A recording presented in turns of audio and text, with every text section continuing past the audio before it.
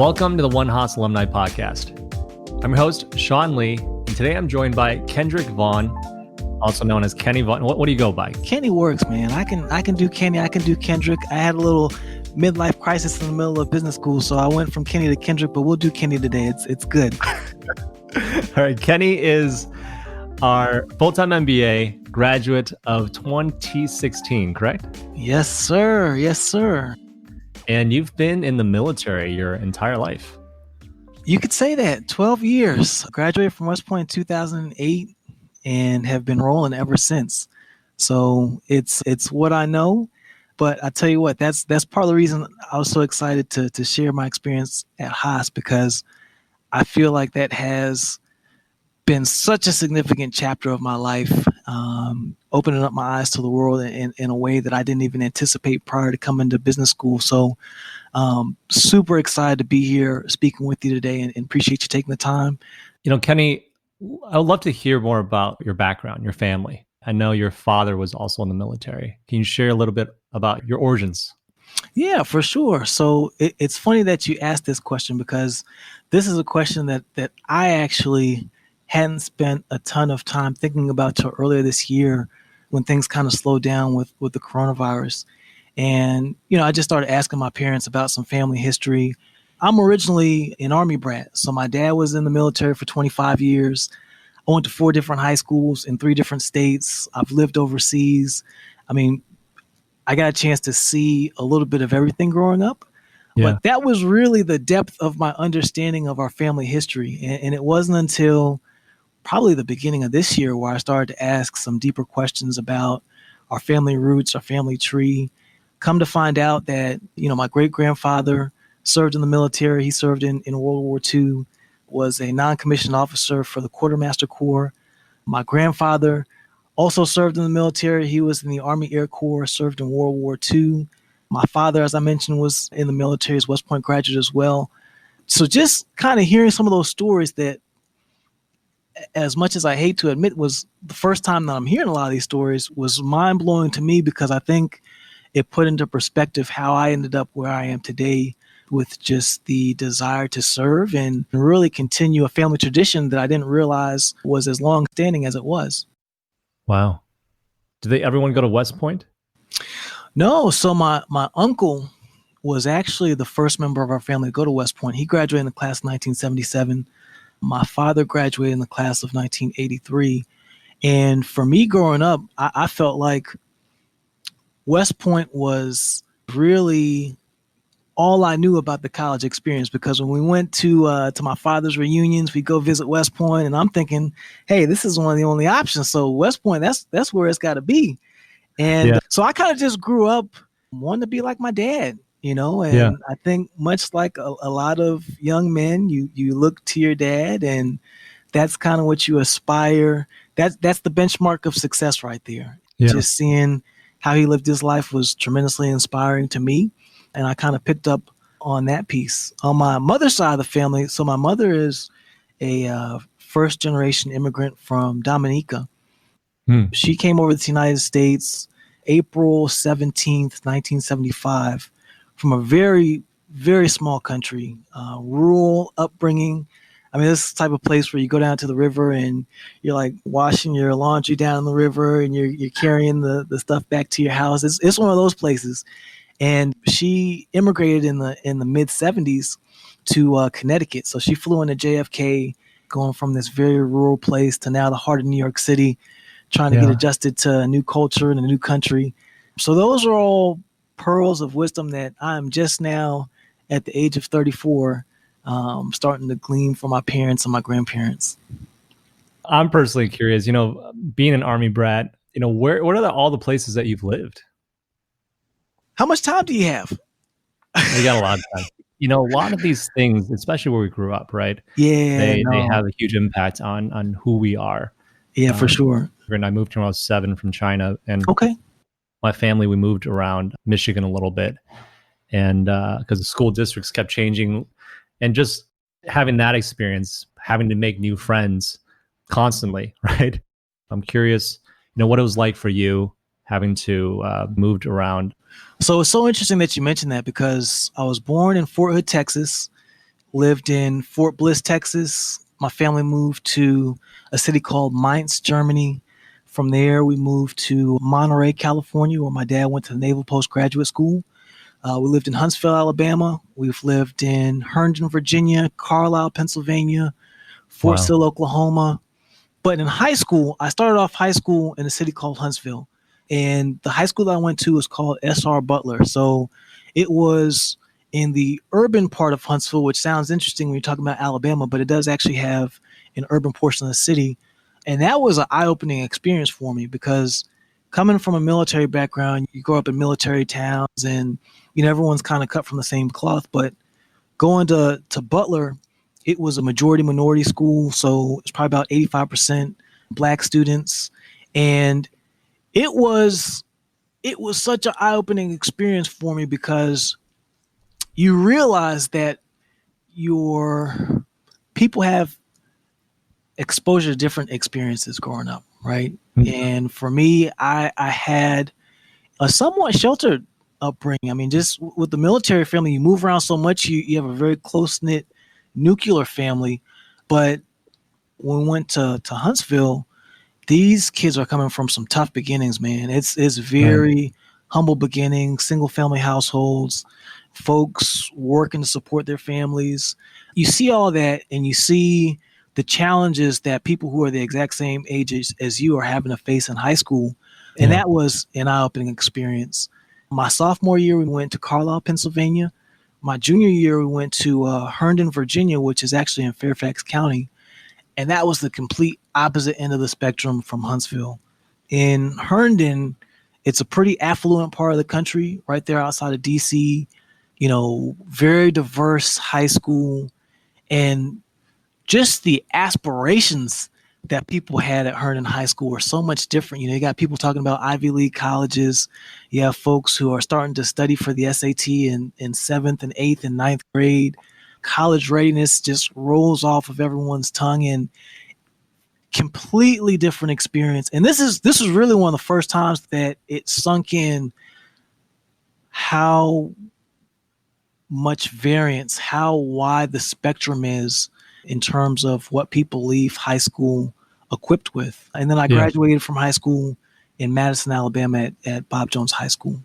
The last thing that I would say about that is I just would agree with you, man, that I think for me going to 4 different high schools, the biggest thing is you're always the new kid. And it's like you can either be outgoing and personable and try to make friends, or it could be a lonely year. So I think for me that has absolutely shaped my personality in a very good way. I think obviously it stinks, having to move away physically from friends that you're close with. But on the other end, and I'd be interested to hear if this was your experience too, I think it is added incentive to keep long-standing relationships, because you never know when you'll bump into somebody down the road. You never know where your paths may cross again. So I've always tried to maintain those friendships even from a distance. No, I completely agree. It makes you cherish the relationships and the bonds that you've built a lot more. 100%. Absolutely. So that's really powerful. Thanks for sharing that. Yeah, absolutely. So from high school, you went on to West Point. Was there anything that you wanted to specialize in going to West Point? What's funny about the service academies is that's not the first thing you're concerned with. When you first get there, you're going through something we call it cadet basic training. I know they call it different things at different service academies, but the first thing you're doing is like the first 6 weeks is hot and heavy military training. So, I mean, you show up, you get like 30 seconds to say bye to your parents, and then people start yelling at you. But you know what's so funny about it is it was actually such a cool experience because you're doing things like rappelling out of helicopters, you're firing weapons, you're learning how to do land navigation, these once in a lifetime type opportunities that, as you're going through it, because you're going through it with peers, it doesn't seem like this crazy, amazing thing. But when you look back on it, you're like, wow, we just did some amazing stuff over the course of this summer. So that's like your very first experience. But once you get into the school year, as crazy as it sounds, academically, it's pretty similar to a regular college. I think the main difference is that time is your most valuable asset, because not only are you taking anywhere from 18 to 21, 24 credit hours, but you have to play a sport. You have military responsibilities. There's just different requirements that are always tugging at your time. And I think that was probably more so even than my major. I was an engineering management major. I think the biggest thing that I took away from West Point was the ability to have more things thrown on your plate than you have the time and the bandwidth to handle, and then figuring out how to prioritize, manage time, and assume risk in different areas of responsibility. So that was definitely one of the biggest takeaways. I mean, it's a great academic experience, but I think more so than what you get in the classroom, the leadership that you get, as well as some of those intangible skills, are the biggest things that I took away from my experience at West Point. Right on my desk, Jocko's Discipline Equals Freedom. I've been rereading it because civilian life, we take so many things for granted. We think that, what we're dealing with, stress, is the most stressful thing. He's like, Man. you haven't seen stress, and the whole idea is that, we're not tapping into our full potential, right? That's really what he's trying to get at. He's not trying to mock, civilian life or anything like that. It's just that, people are really not, or even close to reaching their potential or what they could do. So, it's so funny that you mentioned that, because I think there's beauty in the spectrum too. So absolutely, going to West Point, there is so much structure, there is so much rigidity that comes from that experience, that when you leave, you feel like that's commonplace. And I remember even going to my first few classes at Haas, and I'm like 5 minutes early guy, you're like, get your seat in the front seat of the class. The professor walks in and like people are still talking. You're like, if this was West Point, man, this is a completely different dynamic. So I'm like going through a little bit of anxiety here the first couple of days. But in that very same breath, man, I have so much respect for the Cali vibes, for the, sometimes it's good not to take life or yourself too serious, because in those moments you realize that there is something to be said about the peace that comes from not having that rigid kind of strict discipline. And for me, that's what California was. I feel like every part of this country kind of has a different vibe. I'm originally from Huntsville, Alabama. Coming from the South, everything is slow motion. I mean, it's very laid back. People move slow. People talk slow. It's part of the culture, right? Yeah. I feel like California, especially Berkeley, there is such a mellow and calming energy that comes with being in that space, that I feel like you almost have no choice but to tap into your inner creativity. My wife studies East Asian medicine, so like your chi is in balance, like all these things that just allow you to tap into an inner self that you might not have even realized was there. That's what I loved about the Berkeley experience, and I've taken with me into my military experience subsequently. It's been awesome to see the combination of the two. Was it intentional that you came to the West Coast, to Berkeley? I mean, West Point is in New York, Huntsville's in Alabama. Were you seeking out a West Coast experience, or was it? I'm curious what the background story to that is. So that was a very deliberate decision. So part of it, just as a little bit of backstory. So my wife is actually a West Point graduate too. So I'm the class of 2008. She's class 2005. And at the time, our number one criteria in choosing schools was we wanted to make sure that we both could start graduate school at the same time. So as you look at a lot of the top East Asian medicine schools, a lot of them are in California. So that was a huge part of the decision-making process. But then the second piece was we both felt like we had that very structured experience. I think both just from going to West Point, but then also being in the military for 6 or 7 years at that point, we really craved a shakeup and a change of pace, and the opportunity to embrace everything that is California, everything that is the Bay Area, and when that opportunity afforded itself through Haas, I mean, we hit the ground running and never looked back. I mean, you having been at West Point and experiences that you experience, you do have plenty of leadership experience. I'm curious, what made you decide, and maybe this is for any potential prospective students that may be vets or maybe of the military background. But what was the incentive to get a business degree? Yeah, so for me personally, I felt like I was in the point in my career where I needed some type of professional growth. I had just finished company command, which is it's almost like one of the pinnacle positions for junior leaders in the Army, and got a chance to have that experience. But it's almost like you can just feel, it's like an innate feeling when it's time for another stage of growth. The things that you're doing, you feel pretty proficient at. You're like, okay, I just got done going through this very challenging experience. I'm tremendously thankful for it, but I don't want to become stagnant. And the stagnation has always been a fear. As we were looking at the different opportunities to grow personally and professionally, business school just stuck out as the number one way to do that. And, so I'm watching videos, I'm going on Poets and Quants.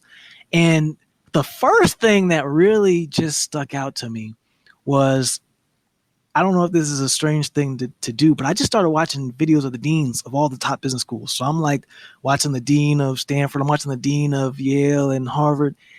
And then I get to Berkeley Haas, and I come across a video of Dean Rich Lyons. And not just the content of what he was saying, but the energy and the conviction in which he was saying it, it caught me completely off guard. Right. I said, man, there's something here. There's something here that I need to spend more time looking into. And he was talking about path bending leadership and just what it meant to have a business degree as we look at an ever evolving society. And the way he laid it out was so eloquent. I went to the website, and the next thing that I saw was the defining principles. Yep. And for me as a military guy, this was like heaven, because for us, we like the structure. It's like, okay, tell us what you want, tell us what you expect from us, and then we'll go do it, right? So I'm looking at these things, and I'm like, oh, wow, question the status quo. Okay, confidence without attitude. Okay, beyond yourself. Students, oh, this, I like this. I mean, this sounds like something I can do, Yeah. And from there, I just think the rest is, this is going to sound a little bit crazy, but it honestly feels like a beautiful love story after that, because this all happened. This is probably the end of 2013. Ended up coming to days at Haas, which is the admit weekend with my family. It was the first time I got a chance to actually come to the campus. And we had visited a couple of campuses before, but this was the first place. I brought the whole crew, man. I brought my wife, I brought my 2 kids, my mother-in-law came with me. Every decision in the Vaughn house was like a family decision. So we're all out there in the Bay, and we show up, and these MBA students are like picking up my kids, giving them piggyback rides. They're like laughing and giggling. Like, I've got professors that are pulling my mom to the side and having these intellectual conversations. And for me, in that moment, we knew this is a place we have to go. There's no question. There is no doubt in my mind that if we make this decision, every subsequent decision after this is going to be a great decision because of the energy. The people were amazing. And it was such a, sorry to get my soapbox here, but this is, you get me fired up about a place that I love a lot. So I think more than anything else, it was the humility, man. It was the humility. I mean, you start having some conversations. These are some very accomplished, deep, intellectually stimulating people. They've got goals, they've got aspirations, they've got dreams. And yet you hold a conversation, you don't feel intimidated. right? You don't feel the need to whip out every accolade that you've ever accomplished, or it is such a welcoming and inviting feeling that a lot of the other stressors that you can bring with you to the MBA experience, they seem to melt away. Yeah. Because there's some brilliant people that you're sitting in the classroom with, but at the end of the day, you always felt like we were in this thing together. Mm-hmm. And our success was not defined by an individual success, but we got to help each other out, man. I mean, my Rolodex is got to be lit after this thing. Everybody got to be eating out here, right? So that was the number one feeling that just stuck through that whole experience.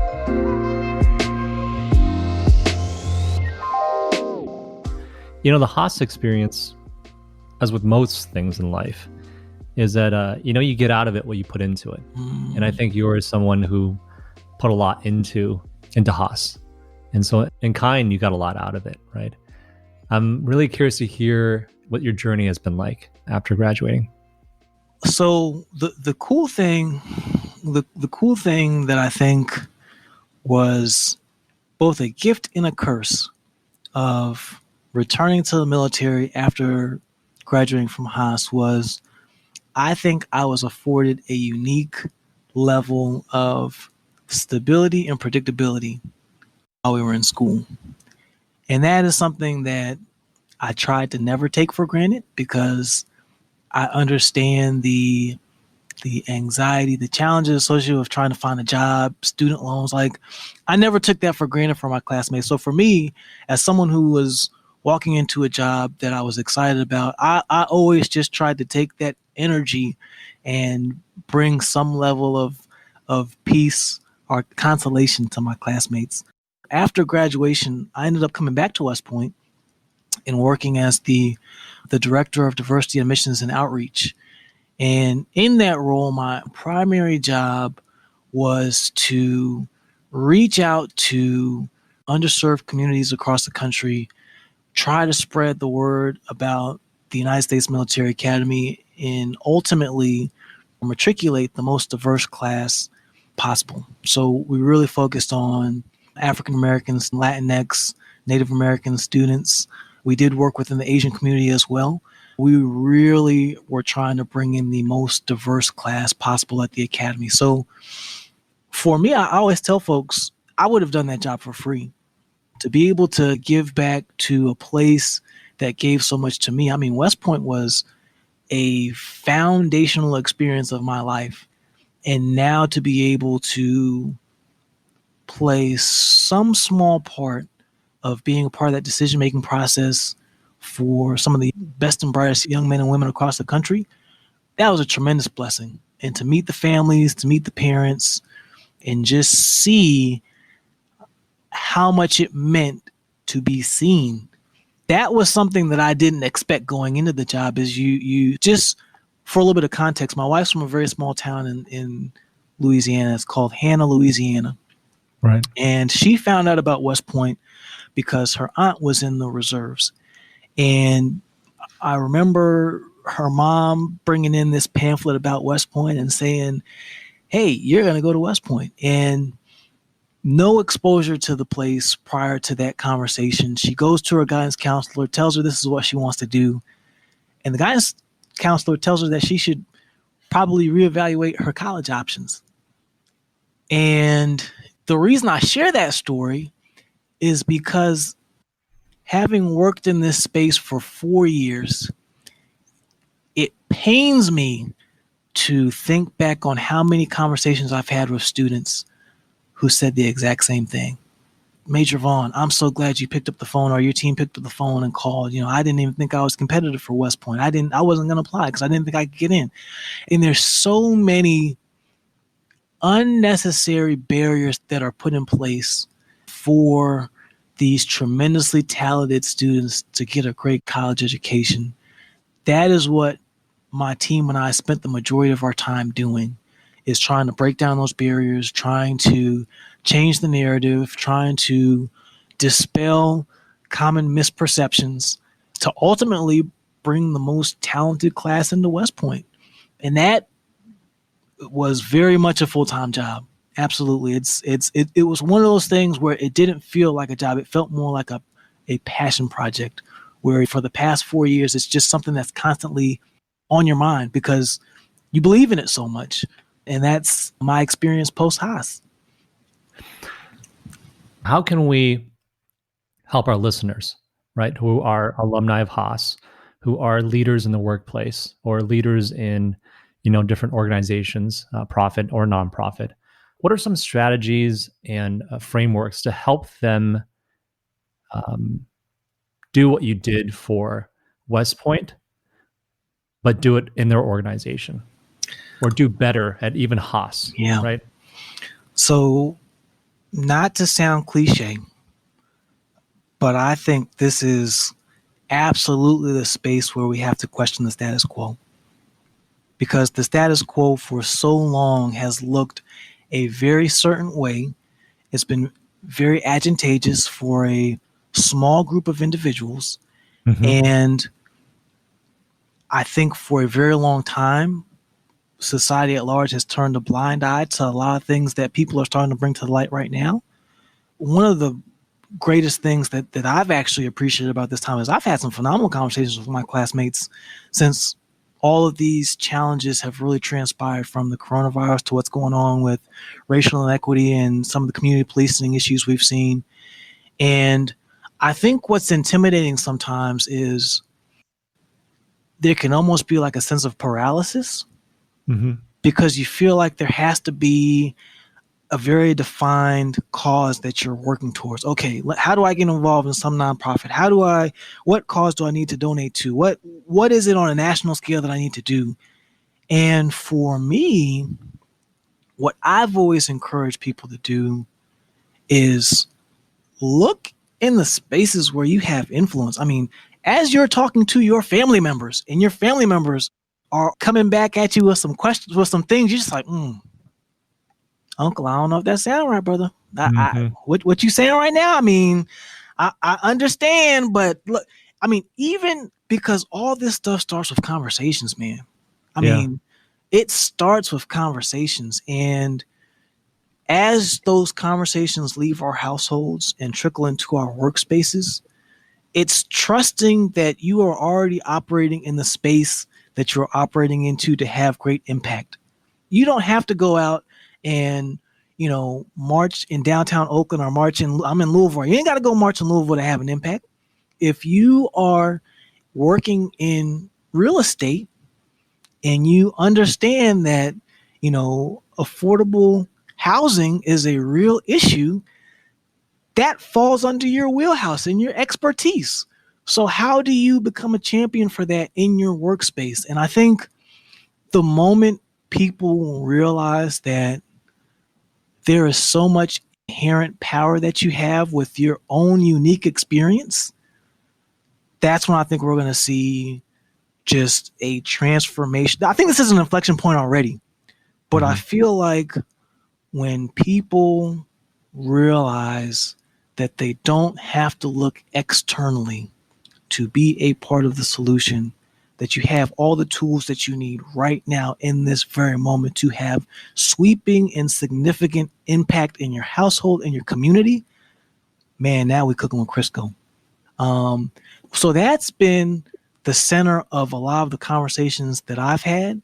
The one other thing that I would encourage people who want to be a part of the solution to do is just educate yourself, man. Like for me, I mean, I'm an African-American male, and I've learned more in the past 2 months just from all the documents that have been circulating, all the documentaries. I mean, there have been some people who have been doing this work for such a long time. Yeah. And I think until you understand the context, until you understand all of the factors that went into creating the moment that we're in right now, it is almost impossible to come up with any type of long-term sustainable solution, because you have to understand how to unpack the big knot that's been done in this society, right?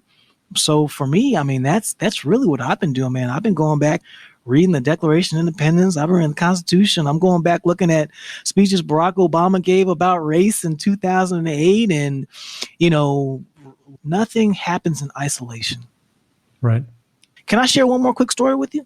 Oh, you can share as many stories as you want. All right. So when I found out that my great-grandfather was in the military, my grandfather was in the military, I started asking my dad, I said, well, why did they join the military? And, what's crazy is the answer rolled right off his tongue. And he said, for African Americans in this country, there were not a lot of ways, not a lot of professions where you could walk into the profession, receive equal pay, have the opportunity for upward mobility, and kind of have all these things. Now, the challenge that I didn't realize was also inherent in that is for my grandfather, for example.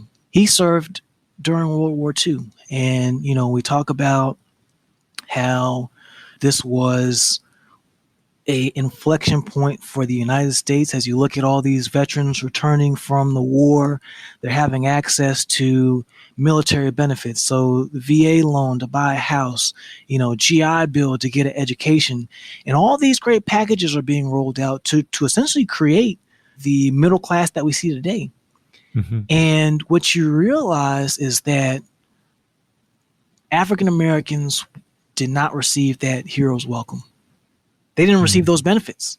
When he came to Long Island, there was a certain neighborhood that he was allowed to move in, and there was one that he was not, based on language that was written in the city zoning, right? And so as you look at these decisions that were made and how that now translates into generational wealth, how that translates into access to opportunity and upward mobility, the access to get a bachelor's level education or to pass along a piece of property to your next generation. Mm-hmm. These are all things that had significant impact on people of color in this country. Yep. And as I'm talking to my parents and my grandparents, I'm just now starting to realize, oh man, this is huge. Mm-hmm. And that's the part that I think people are just now starting to really open their mind to take a deeper look at and peel back the layers of that onion, because it is not by accident that as you look at inner cities, you go to Oakland, you go to Detroit, you go to Chicago, you go to Atlanta, you always go to the most impoverished part of these cities. All the people look the same. You go to the wealthiest part of these cities. The majority of these people look the same. Mm-hmm. And it is the culmination of a lot of intentional decisions that led to where we are today. So as a society, I think, in my personal opinion, it's important that we are deliberate and we're strategic and we leverage not only our personal resources, but the resources of our country. I mean, the government wields so much power to be able to write and to fix some of these challenges. Public school system. I mean, spending 4 years working in higher education, there are so many disparities that exist in just public education. And if we could just take an honest and critical look at the variance that exists there, man, we've gone such a long way. We've gone such a long way. Don't get us started on, the criminal justice system. I mean, that's a whole nother can of worms there, but we got to take the long play here. Yeah. We got to take the long play, and I'm excited of the energy and the focus that I've seen. I mean, I got to brag on one of my classmates because we were co-presidents of the Black Business Student Association while we were at Haas. The work that Elise Douglas is doing right now, raising over $100,000 in capital for Black-owned businesses to really get back on their feet after the effects of the coronavirus and, some of the stuff that's going on. I mean, that's the level of ingenuity, the level of commitment that is just so inspiring to see right now. And my hope is that this isn't a flashpoint. This is something that we can carry the momentum on and continue to see this through so that we as a nation can more fully step into the promises of those founding documents. You know, that life, liberty, pursuit of happiness, regardless of race, regardless of religion, regardless of sexual orientation, hey, regardless of zip code, when you are an American, you are stepping into these promises, regardless of what bucket that you fall into. And when we can do that, come on now. Come on. Now we talking about something, brother. Hopefully we'll look back on this time 20 years from now, 40 years from now, 60 years from now, as we're talking to our grandkids and our great-grandkids, and they ask us about what it was like to grow up in the 2020s. Let me tell you, look, we had to go through some tough times. We had some unspeakable pain, but because of that movement and that momentum, the world is the place that we see today, right? So I want to go back to solutions. What this moment means, what we can do to contribute. You know, should we read a book? Should we? I think it goes back to some of the basic things that we learned at Haas, man. Just some of the basics. Just be the best person that you can be. And what I mean by that is I had a very emotional moment about a month ago at work, and it was the week after George Floyd was murdered, and I had a work function which was pretty much, it's called a hail and farewell, but pretty much you say goodbye to the people that are leaving, you say hello to the folks that are coming. So we've got a phone call set up, and my boss is a great person. We've moved around different meetings for different things, but this happened to be scheduled during George Floyd's funeral. So we are going around the office, you know, sharing what it means to have been a part of this great team and to make history and, you know, increase diversity at West Point. And I'm waiting for my turn to speak. And in the background, I'm having to listen to Al Sharpton deliver the eulogy at George Floyd's funeral. And I think what was so difficult in that moment was the lack of understanding in terms of how difficult of a moment that was for not only my family, but for so many Black families. I mean, that was such a heart-wrenching moment to be a part of. As people are going around and sharing their updates and like, hey, how have you been? They're like, oh, this has been a great week. You know, things are going good. Things are going great, so on and so forth. And when they got to me, I was like, this has not been a great week. I mean, I stood in the living room with my children today for 8 minutes and 46 seconds as we observed a moment of silence for a man that could have been me, could have been my father, could have been my uncle, could have been my best friend. And to not understand the emotional trauma that comes from living in that moment and to continue on with business as usual, that was very difficult. So as you are in your workspaces, as you are going into your office, as you're going into your local grocery store, man, just take a moment. Take a moment to ask people how they're doing. And I always did this thing where when I ask somebody how they're doing, oh yeah, fine. I always ask a second time.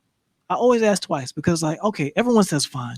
But no, I really want to know how you're doing. Like, I know this is a stressful time, not just for Black folks, white folks stressing out too. I mean, it's stressful for everybody, right? Everyone's trying to figure out where we fit in this thing. So to simply take the extra 30 seconds. The extra 30 seconds to say, hey man, like, I know it's been a couple years. I know it's been a little while, but I just want to check on you. I just want to see how you're doing.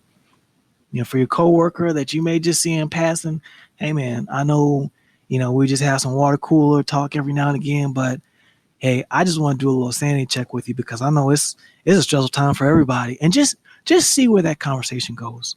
Yeah. Because I guarantee this stuff is not complex. The best things in life are so simple. Yeah. They're so simple, man. And when we as a society take the time to do not just for this particular issue, but I mean that's any issue, right? Like, you know, about a year ago was immigration. So taking the time as we are experiencing these things at a macro level to do those check-ins, to have tough conversations, to step outside of our comfort zone and admit that might not be the subject matter expert in something, and that's okay. We're going to flub it up. We may say something that's insensitive or politically incorrect, but if you go into it with the right intent,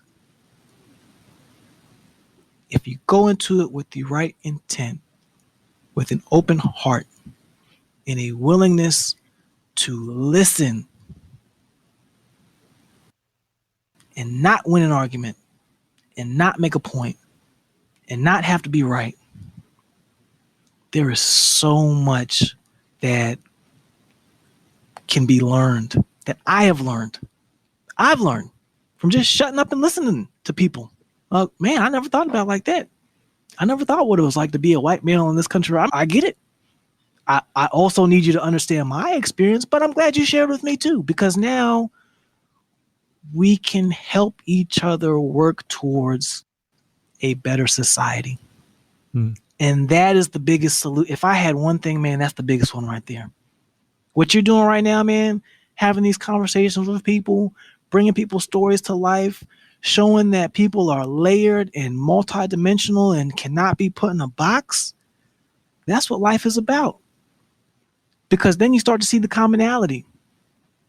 You start to see that our differences are far outweighed by our common ground. And that is such a solid foundation. I think this brings this conversation back full circle as people who have been to multiple schools and moved around. It brings it back full circle because having experienced different backgrounds and different races and different cultures and different societies, you understand more than anybody else that at the core, we're all the same, man. We want to see the best for our families. We want to leave this place a little bit better than we found it for our kids. And we want to have a good time while we're doing it. Yeah. And when you unpack all the layers that exist that are intentionally placed by the silos that we live in, and you start to unpack all these things, you realize that everybody at their core is the same. People are inherently good. Some folks a little crazy, but 99.9% of people at their core are inherently good. Yeah. And if you go into every conversation with that belief, that's all I did at Haas, man. That is all I did at Haas was like, man, as a human being, I have so much respect for you. Let's just have a great conversation. Let's just see where it goes, right? And if you use that as your starting point, whew, man, the world is your oyster. Everything else, icing on the cake. Life is easy. So that's my take on that particular topic.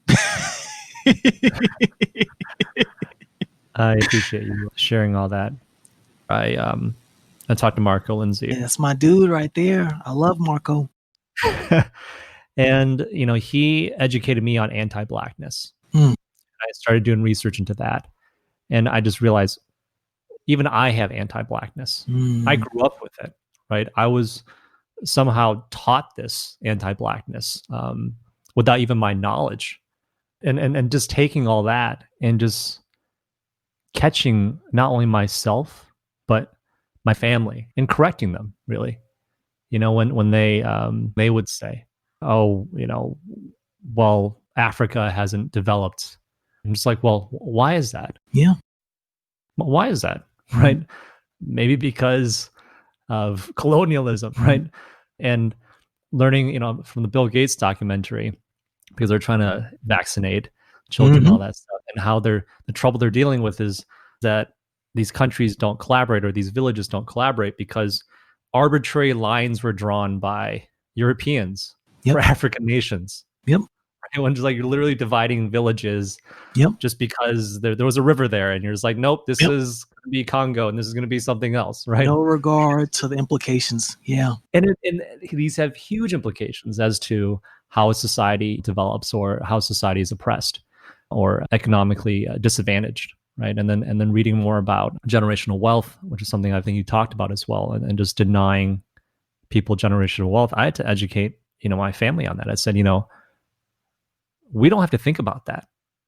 When you go to the bank to get a loan, right? If you have the same background and qualifications as a Black person, this country historically has denied the Black person. And we have not been denied that. And we're immigrants. Yeah. Yeah. I wasn't even born in this country. Yeah. Right. It's so entrenched in our lived experience. And I think that's one of the biggest epiphanies that I've had, that people have when we have these conversations, is I don't think people have realized, or are starting to realize until now, how much of your lived experience is shaped by the color of your skin in this country. How much that drastically impacts the quality of life. Yeah. And one of the things that made me so passionate about the work that I did when I was at West Point in diversity recruitment, as well as, whatever the next step for our family would be, is just thinking about statistics. And one of the things that I always loved about Warren Buffett is the way that he described how he got to where he was in life is so eloquent. And he always talks about something called the embryonic or the genetic lottery, right? He said when he was born, there was a 5% chance he'd be born in the United States, just based on the global population. So 5% chance he was born in the United States, that puts you on a certain level. There's another percentage that you're going to be born, white. That puts you on another level. Then he's born male. So off the jump, there are these things that happen by no cause of his own that now put him in certain spheres of influence. And he talks about this. He talks about this at length. So as I look at myself, and I'm starting to look at some of the statistics for African American or Black men, that 1 in 3 statistic is the one that always, I'm like, man, this is like the luck of the draw. Like 1 in 3 Black men in this country are in prison. 1 in 3. And I mean, 33%, man, that's so for me, that's, I don't know how someone can hear that statistic and not be enraged, not be and assume that, man, hey, these Black men must just be some criminals, man. They must just be out there doing wrong. Like, I don't know what's going on in the Black community, but hey, they got to get their stuff together. No. 1 in 3, man. So for me, I look at statistics like that, and that is my motivation.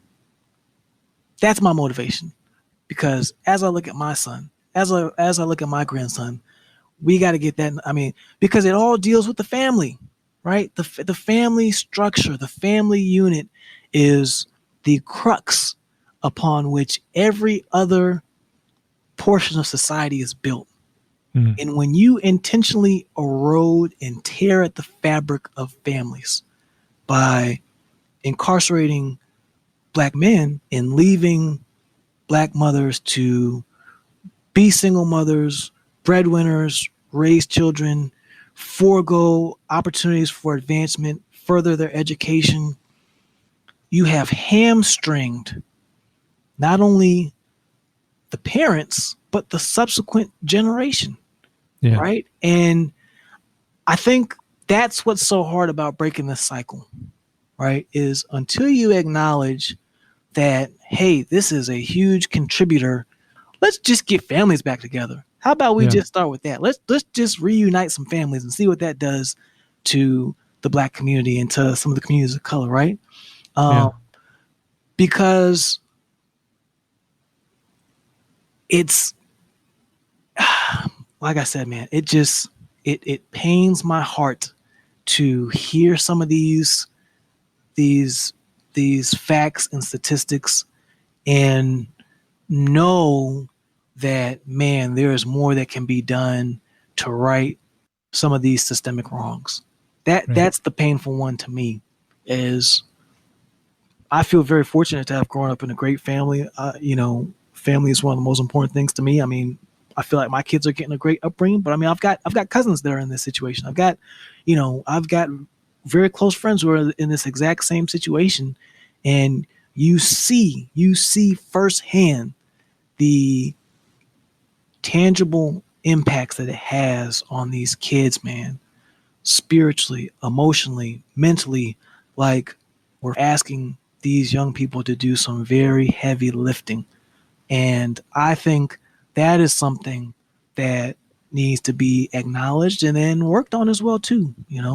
Mentorship, man. Mentor somebody that don't look like you. Mentor somebody who didn't have the same access to opportunities that you did.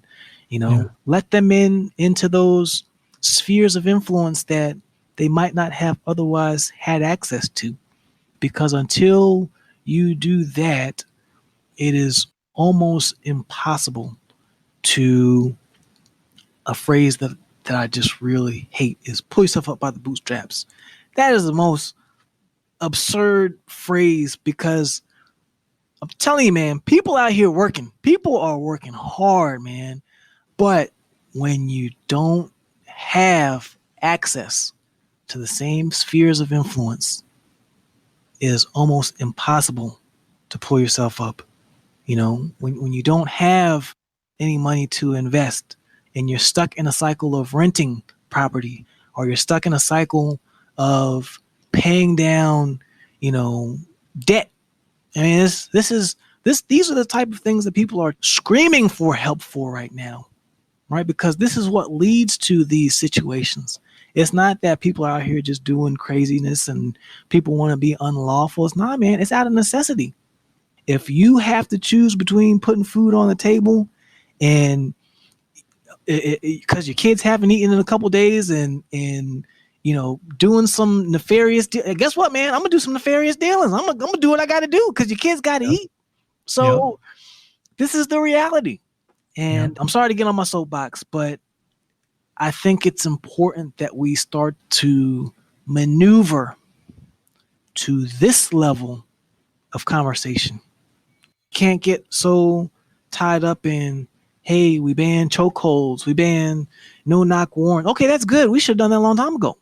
That's nice, but that ain't helping these young folks get a better education. That's keeping them alive, increasing the probability that they have a chance to life. But we ain't even get to liberty and the pursuit of happiness yet. We just talking about life. We are still talking about life. So there are absolutely things that you can do to serve as an advocate, to serve as an ally, to serve as a champion of diversity and diverse thinking, that whether you work in real estate, you work in finance, you work in healthcare, you work in education, you work in consulting, within your sphere of influence, that is where the starting point is for me.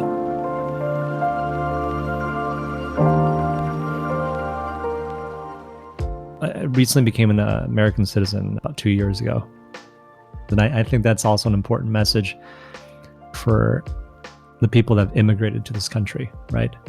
That have naturalized as citizens in this country, that now that you're a citizen, it is your duty to first read and understand the U.S. Constitution and then uphold it, to really understand that this diversity, equity, inclusion isn't some new idea. It is in the Constitution that life, liberty, and the pursuit of happiness is for all. And that's why this country is so attractive for people to come, right? Well, like I said, man, I think that we are in such a beautiful time. And I know it's strange to say, but I feel like while this is a tremendously challenging time, I think it's a beautiful time because I feel like people are myself included, are waking up to these conversations. They're waking up to pushing the issue, really pushing the issue, and not accepting that this is just the way that it has to be. It doesn't have to be this way. I mean, we pass laws all the time, make decisions all the time. We as voting citizens, we have a civic duty to go and to elect officials. Yeah.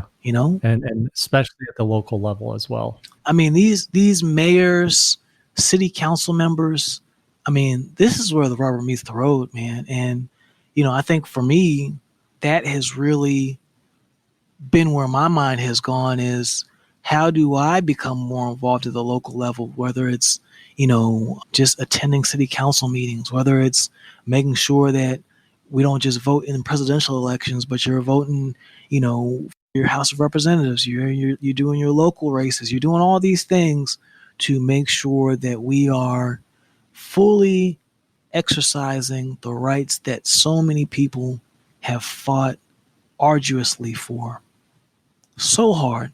And I think that's that's one of the frustrating things right now too, is to see some of the voter suppression that is starting to creep back up.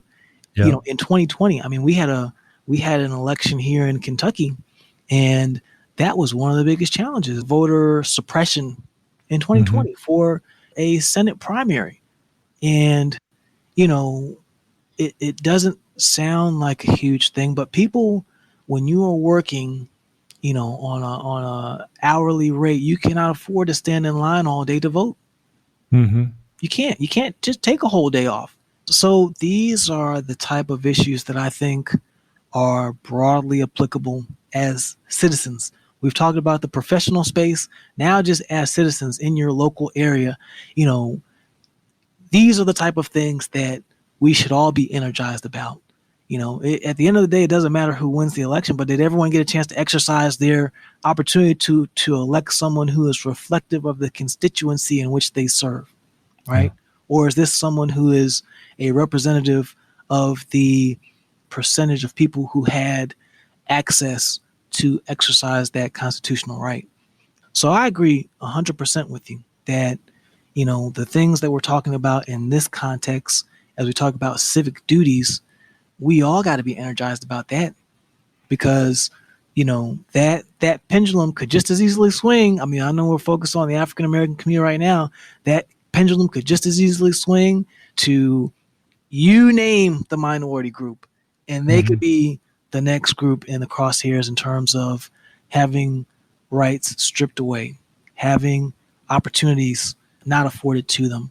So I think that's why it's so important that we build these coalitions and really try to ensure that everyone has the equal opportunity to what we're saying, life, liberty, and the pursuit of happiness. Any last thoughts? For me, I feel like attending Haas was a tremendous inflection point in my life. And it shaped the way that I view myself. It shaped the role that I see myself fulfilling in the future. And it gave me deeper insight into what the world could be. because we got a good thing going at Haas. I mean, you go to the courtyard, and you can navigate life in a way in which I think a lot of people wish they could in the United States.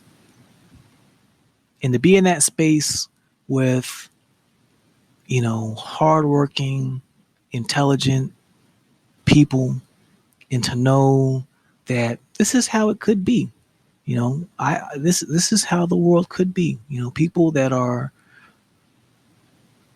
at their core trying to galvanize any bit of passion, energy, expertise they can to make the world a better place. That's something special. And I appreciate you for taking the time to, to hear these stories, to provide a deeper level of insight and depth to the richness that is the Haas community. It is the reason that anytime I'm called on, you best believe, man, I'm repping Team Haas all day, every day, man. I'm out here on the front lines, man. So for you to be able to do that and to put that positive energy out there, kudos to you, man. I appreciate you, brother. And I thank you for sharing your time. I just want to say, you're a role model to me. And as a fresh new grad, you make me proud to be a Haasie. We got to stay passionate, man. We got to stay fired up. And, as long as we can continue as alumni to pay this thing forward and make sure that every Berkeley Haas alumni has that same energy, that vibrancy, that humility, man, I say we've done our job, brother. I say that's a job well done. Amen. All right, my man. Well, I appreciate you, brother. Thanks, Kenny.